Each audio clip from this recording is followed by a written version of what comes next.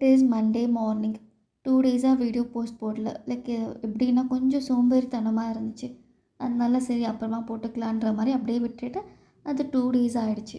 எதுக்கு இந்த சோம்பேறித்தனம்னு பார்த்தீங்கன்னா, நானும் டெய்லியும் வீடியோ எடுத்து போட்டுட்டு தான் இருக்கேன். ஆனாலும் இந்த சப்ஸ்கிரைபர்ஸ் வர மாரியும் தெரியல, இந்த வியூஸ் போற மாரியும் தெரியல. என்னடா இதுன்ற மாரி ஆயிடுச்சு. எப்பயும் போல ஆஃபீஸ்க்கு போய் லாகின் பண்ணிவிட்டு கொஞ்ச நேரம் விட்டு பிரேக் போட்டுட்டு வெளியே வந்திருந்தோம். பானிபூரி சாப்பிட்லான்னு சொல்லிட்டு. ஏன்னா ரொம்ப நாள் ஆன மாரி ஒரு ஃபீல்.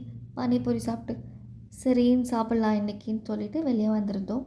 கிறிஸ்மஸ் வரப்போகுதுனாவே ஃபஸ்ட்டு லைக் நம்ம விளையாடுற ஒரு கேம்னா சீக்ரெட் சான்டாவா தான் இருக்கும். லைக் நான் இத்தனை நாள் ஒர்க் ஃப்ரம் ஹோம் பண்ணிகிட்ருந்தேன். லாஸ்ட் இயர்லாம் இந்த கேம் ஆடல. நான் லாஸ்ட்டாக இந்த கேம் எப்போ ஆடினேன்னா, நான் ஸ்கூல் படிக்கிறபோது நினைக்கிறேன். எனக்கு நல்ல ஞாபகம் இருக்குது. நான் 9th ஸ்டாண்டர்ட் படிக்கிறபோது 9th இல்ல இல்ல 10th ஸ்டாண்டர்ட் படிக்கிறபோது தான் லாஸ்ட்டாக ஆடியிருக்கேன். அப்போ வந்து எனக்கு ஒரு குட்டி பொண்ணு கிஃப்ட் பண்ணியிருப்பாங்க. லைக் அந்த பொண்ணு வந்து நான் 10th படிச்சுட்ருந்தேன். பட் அந்த பொண்ணு 7த்தோ 8த்தோ எனக்கு சரியா ஞாபகம் இல்ல. அந்த பொண்ணு பேர் மட்டும் கீர்த்தனான்னு ஞாபகம் இருக்குது.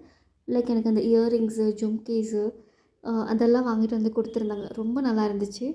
சரி அது மாரி தான் இந்த வாட்டி சீக்ரெட் சான்டாக்கு ஏதாச்சும் ஒரு கிஃப்ட் பண்ணணும்னு சொல்லிட்டு, நானும் என் ஃப்ரெண்டும் 7th ஃப்ளோரில் இருக்க கிஃப்ட் ஷாப்க்கு வந்திருந்தோம். எனக்கு என்ன வாங்குறதுன்னே சுத்தமா ஐடியா இல்ல.